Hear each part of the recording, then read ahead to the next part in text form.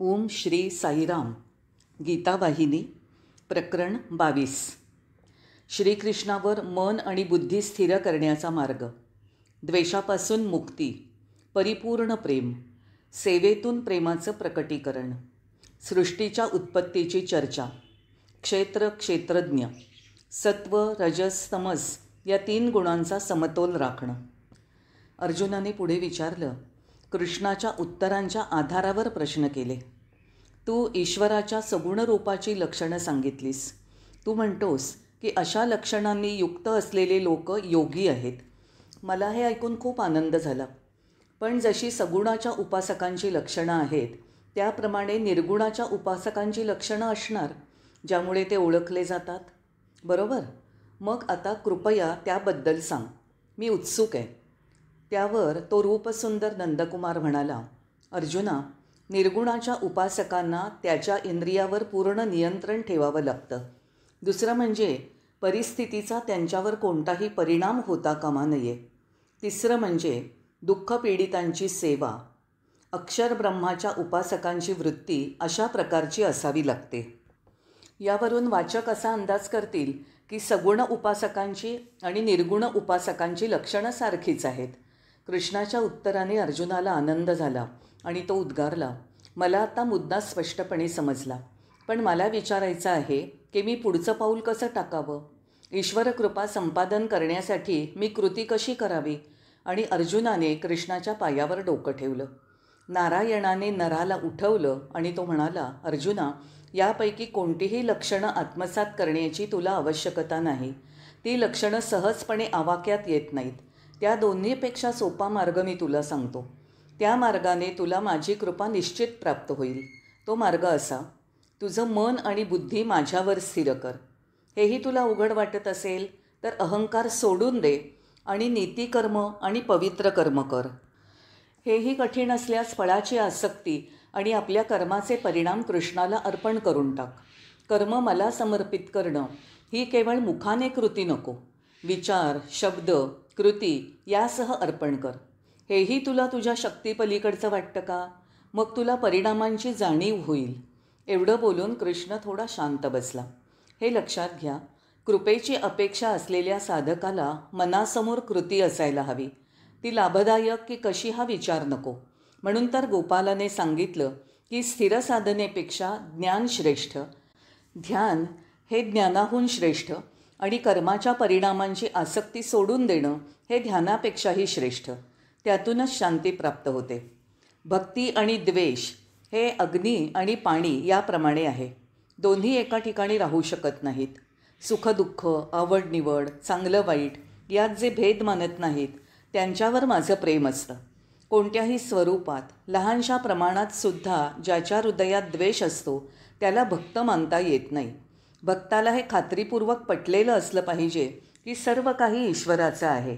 वासुदेवम सर्वमिदम म्हणजे त्याचा स्वतःचा आत्मा हा सर्व ठिकाणी प्रत्येकामध्ये आहे.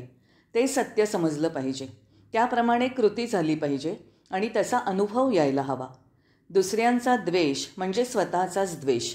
दुसऱ्याचा तिटकारा म्हणजे स्वतःचाच तिटकारा. दुसऱ्याचे दोष दाखवणं म्हणजे स्वतःचेच दोष दाखवण्यासारखं आहे, कृष्ण म्हणाला. या मुद्द्यावर वाचक शंकाग्रस्त होतील. केवळ द्वेषाचा अभाव किंवा दुसऱ्याच्या अवमानाचा अभाव यातून सर्व काही ईश्वरच आहे या सत्याची जाणीव होईल का? तर नाही. केवळ द्वेषाचा अभाव वगैरेतून त्या अंतर्यामीची प्राप्ती आणि त्याच्या जाणीवेचा परमानंद मिळणार नाही. त्यातून परमेश्वराची कृपा प्राप्त होणार नाही. यासाठी धान्य पिकवणाऱ्या शेतकऱ्याचं उदाहरण चांगलं आहे. त्याकडे लक्ष दिलं तर सत्य समजेल आणि शंका नाहीशा होतील. शेतात बी पेरण्यापूर्वी शेतकरी शेतातले तण, झुडपं, खुरटं गवत काढून टाकतो. पण धान्य घरी आणायला तेवढं पुरेसं नाही. शेत नांगरलं पाहिजे, त्याचे विभाग केले पाहिजेत, बीज पेरण्यासाठी पाणी सज्ज केलं पाहिजे. मग अंकुराची देखभाल करून पीक वाढून तयार होऊन मग ते धान्य कोठारात जमा केलं जातं. त्याचप्रमाणे लोभ, द्वेष, मत्सर, गर्व इत्यादींची काटेरी झुडपं हृदय भागातून उपटून टाकली पाहिजेत. सत्कृत्याने ते शेत नांगरलं पाहिजे. मग आनंदाचं रोपटं त्यात लावलं पाहिजे आणि साधना आणि श्रद्धा यांनी ते वाढणारं रोपटं दक्षतेने जोपासलं जाईल. शेवटी या सर्वांचं फळ म्हणून आनंदाचं पीक आपल्या कोठारात भरून जाईल. हृदयातून केवळ द्वेष काढून टाकला तर लगेच आनंद मिळेल असं नाही. प्रेमाचीही जोपासना करायला हवी. म्हणजे द्वेष उपटून टाका आणि तिथे प्रेम पेरा. टेकडी आणि मुंग्यांचं वारूळ, झाड आणि फांदी, नद्या आणि पर्वत हे कुणाचा द्वेष करतात का? त्यांना आवड निवड नाही म्हणून ते गप्प आहेत असं आपण म्हणणार का? नाही, कारण ते निरर्थक ठरतं. भक्त हा द्वेषमुक्त आणि प्रेमपूर्ण असला पाहिजे. दीनदुःखितांची सेवा, त्यांच्याबद्दल स्ववेदना म्हणून ते प्रेम सहजपणे व्यक्त झालं पाहिजे. गोपाळ म्हणाला. अर्जुन हे सर्व एकचित्ताने ऐकत होता. नंतर त्याने विचारलं, कृष्णा, या 3 गोष्टी पुरेशा आहेत की आणखी काही गोष्टींचं अनुसरण वा अभ्यास करायचा आहे? कृपा करून मला सांगा. कृष्णाने उत्तर दिलं, केवळ रोप लावणं पुरेसं नाही. शेतात पाणी घ्यायला आणि नांगरायला हवं. द्वेषमुक्ती आणि प्रेमाची पेरणी करणं हा पहिला टप्पा झाला. त्यातून अंकुर दिसायला लागला की हे माझं नाही आणि निरहंकार या 2 टप्प्यांचं अनुसरण हवं. त्या गोष्टी पाणी देणं आणि नांगरणं यासारख्या आहेत. आनंदाच्या यशस्वी धान्यासाठी हे सर्व आवश्यक आहे. म्हणजेच माझं, मी या भावनांपासून दूर जायला हवं. या 2 भावना वेगळ्या नाहीत. एकीपासूनच दुसरी जन्माला येते. मूलभूत सत्याच्या अज्ञानातून त्या दोन्ही येतात. त्या अज्ञानापासून सुटका करा, मग मी, माझं या भावना त्रास देणार नाहीत. त्यांना तुमच्यात जागाच उरणार नाही. त्यामुळे भक्तीचा साधक हा नेहमीच समाधानी असला पाहिजे. त्याचा अर्थ काय? तर सर्व परिस्थितीत समाधान, चांगली तब्येत, आजारपण, लाभ व हानी, दुःख आणि सुख या सर्वांमध्ये समाधानी. एखाद्याची इच्छा पुरी झालेली असो वा नसो, मनाचा समतोलपणा आणि ताबा ढळता कामा नये. कारण जे काही करायचं ठरवलेलं असतं त्यात थोडा जरी अडथळा आला तरी मनाचा तोल जातो. ते खूप चंचल असतं.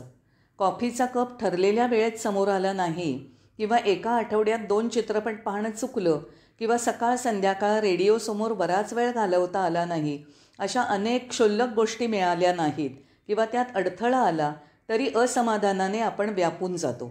समतुष्टी ही मनाची अशी अवस्था आहे की एखादी इच्छा पुरी झाली किंवा नाही झाली तरी मन विचलित, उत्कंठित वा असमाधानी होत नाही. अर्जुनाने नंतर विचारलं, भगवन, आपण नेहमी प्रकृती म्हणजे सृष्टी आणि पुरुष म्हणजे निर्माता यांचा उल्लेख करता. सृष्टी म्हणजे नेमकं काय? त्याची लक्षणं आणि स्वरूप कोणतं?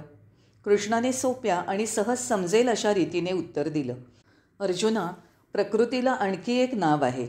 क्षेत्र उत्पन्न झालेलं जग हे 5 तत्वांचं बनलेलं असतं. निर्माण झालेल्या या जगात किंवा प्रकृतीत 2 भाग असतात. अचेतन म्हणजे जड आणि दुसरा क्रियाशील म्हणजे चैतन्य. म्हणजे एक बघितलं जाणारं आणि दुसरा बघणारा म्हणजे मी, आणि हे म्हणजे इदम. सृष्टी ही विशेषणं आणि लक्षणं यांनी युक्त असते. 3 गुण म्हणजे तमस, रजस, सत्व हे प्रकृतीचे गुण आहेत. प्रकृती ही 3 गुणांचं एकत्रीकरण वा संयोग आहे. कर्ता आणि भोक्ता यांचीही विशेषणं आहेत. अर्जुनाला यापुढे प्रश्न विचारायचा होता. ते ओळखून कृष्ण म्हणाला, बंधो, आणखी प्रश्न विचारायला उत्सुक दिसतोयस. ती संधी साधून अर्जुनाने विचारलं, कृष्णा, तू प्रकृती तत्त्व स्पष्ट केलंस. आता पुरुषतत्त्व जाणण्याची मला अत्यंत उत्सुकता आहे. त्याचं स्वरूप कसं आहे? अर्जुना, तू त्याला पुरुष म्हण किंवा जीवन सत्याचा ज्ञाता, क्षेत्रज्ञ म्हण किंवा जे ज्ञेय आहे असं जाण. सर्व एकच आहे. पुरुष हा जीव, आत्मा आहे, तर प्रकृती म्हणजे देह. त्यात राहणारा तो पुरुष जो शरीर जाणतो. शरीरालाही अनेक नावं आहेत. त्या प्रत्येकाला विशिष्ट अर्थ आहे. ते शरीर आहे कारण ते टाकाऊ असतं, तर देह आहे कारण ते जाळलं जातं. त्या शरीराला आत्मा क्रियाशील करतो आणि शरीराच्या मर्यादा जाणतो. या उत्तराने अर्जुन शंकांनी भरून गेला. त्याने प्रश्नांची मालिका सुरू केली. कृष्णा, या टाकाऊ आणि विनाशी शरीराला क्षेत्र का म्हणतात? अर्जुन हुशार श्रोता होता. कृष्णाने त्याला शांतपणे उत्तर दिलं. कृष्ण म्हणाला, पुण्यकारक कर्मांद्वारे पुण्याची प्राप्ती ही शरीराच्या द्वाराच करता येते.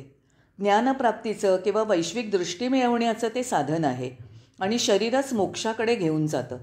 अशा मोठ्या प्राप्तव्यांचा शरीर म्हणजे साठा आहे, म्हणून त्याला क्षेत्र म्हणतात. क्षेत्र म्हणजे कवच, कारण तेच आत्म्याचं रक्षण करतं.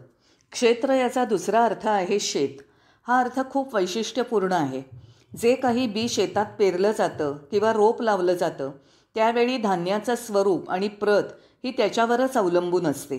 शरीर हे शेत, आत्मा हा त्या शेताचा आणि धान्याचा रक्षक. पुण्यकारक कर्माचं बी पेरलं तर त्यातून सुख समाधान येतं, पण पापाची बीजं पेरली तर दुःख चिंता यांचं पीक येतं. ज्ञानाची बीजं पेरली तर मोक्षाचं पीक हाती येतं, म्हणजे जन्ममृत्यूच्या बंधनातनं मुक्ती. शेताचं स्वरूप आणि गुणधर्म हे जसे शेतकऱ्याला माहिती असतात त्याप्रमाणे आत्म्याला, क्षेत्रज्ञाला शरीराचं स्वरूप आणि गुण माहीत असले पाहिजेत. क्षेत्र आणि क्षेत्रज्ञ या दोन शब्दातील फरक ज्ञमध्ये आहे. त्याचा अर्थ ज्ञान जाणणारा, म्हणजेच जो क्षेत्र किंवा शरीर जाणतो, त्याचे चांगले गुण आणि उणिवा जाणतो, तो क्षेत्रज्ञ. आणि अशा प्रकारचं ज्ञान नसलेली भौतिक वस्तू म्हणजे शरीर किंवा क्षेत्र. कृष्णा, अर्जुनाने विचारलं, या दोन्ही गोष्टी क्षेत्र आणि क्षेत्रज्ञ जाणण्यापासून लाभ कोणता? कृष्ण हसला. केवढा वेडेपणाचा प्रश्न. क्षेत्राच्या स्वरूपाच्या जिज्ञासेने आणि ज्ञानाने दुःख नष्ट होतं, तर क्षेत्रज्ञाच्या ज्ञानाने परमानंदाची प्राप्ती होते. या परमानंदालाच मोक्ष असं म्हणतात. कृष्ण मग शांत बसला. पण सर्व मानवजातीचा प्रतिनिधी असलेला उच्च नीच प्रेरणांच्या रणांगणातला प्रतिनिधी त्याला पुढे म्हणाला, कृष्णा, दुःखनाश आणि मोक्षप्राप्ती या दोन्हीची प्राप्ती कोणाला होते, आत्म्याला की शरीराला? कृपया स्पष्ट करा. कृष्णाने उत्तर दिलं, अर्जुना, क्षेत्र हे सत्व, रजस, तमस या गुणांनी युक्त आहे. त्यामुळे आत्मा जेव्हा शरीराच्या संपर्कात असतो आणि तो स्वतःला शरीराशी एकरूप समजतो तेव्हा त्रिगुणांचे परिणाम असलेले सुखदुःखादी स्वतःचेच आहेत अशी कल्पना करतो. वास्तविक क्षेत्रज्ञाचं म्हणजे आत्म्याचं या त्रिगुणांशी खरं नातं नाही. आत्मा केवळ साक्षी आहे. लोखंड जेव्हा अग्नीच्या संपर्कात येतं तेव्हा त्यात भाजण्याची शक्ती येते. मुळात लोखंडात शक्ती नाही, ती अग्नीची शक्ती आहे. प्रकृतीशी संयोगामुळे आत्मा हा कर्ता आणि भोगता भासतो. तेव्हा आत्मा शरीरात असतो म्हणून तो सुखदुःखाचा अनुभव घेतो असा तर्क करणं योग्य नाही. शरीर हे गुणांचं वाहन आहे. जमीन त्या बीजाचं धारण करण्यात मदत करते वा त्याला वृक्षात वाढवते किंवा नष्ट करते. पृथ्वीच्या गुणामुळे या दोन्ही गोष्टी घडतात. त्याप्रमाणे जीवनतत्वाचं बीज वाढतं, फुलतं ते ब्रह्मतत्वामध्ये. शरीर हे पृथ्वीतत्व आहे.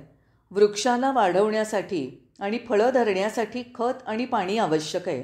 त्याप्रमाणे सत्य, शांती म्हणजे शम, समतोल, नियंत्रण म्हणजे दम या गोष्टी जीवाला आत्मज्ञानासाठी आवश्यक आहेत. प्रकृतीच्या गुणांनुसार विविध रूपं धारण केली जातात. या एका मुद्द्यावर विचार करा आणि सर्व एकदम स्पष्ट होईल. लोक एका क्षणी आनंदी असतात तर दुसऱ्या क्षणी दुःखी. एका वेळी ते भ्यालेले तर दुसऱ्या क्षणी धैर्ययुक्त दिसतात. का? कारण गुणांनी त्यांना तसा आकार दिलेला असतो. तुम्ही नकार दाखवत असाल तर या बदलांचं स्पष्टीकरण कसं करणार? एका अवस्थेतनं दुसऱ्या अवस्थेत लोकांमधील बदल गुणांमुळेच घडवून आणला जात असतो. जर हे 3 गुण समतोल अवस्थेत असतील तर माणसात बदल घडून येत नाही. पण असं कधी घडत नाही. त्या गुणांचा समतोल नेहमी बिघडलेला असतो. त्यातील एक प्रभावी ठरून 2 सूक्ष्म असतील तर प्रकृती माणसाला अनेक भूमिका करायला लावते. हे 3 गुण मानवी स्वभावाचे 3 प्रकार दाखवतात. रजोगुण म्हणजे इच्छेतून निर्माण होणारी आसक्ती आणि भौतिक आणि दृश्य जगाचा उपभोग घेण्याची उत्कंठा निर्माण करतो.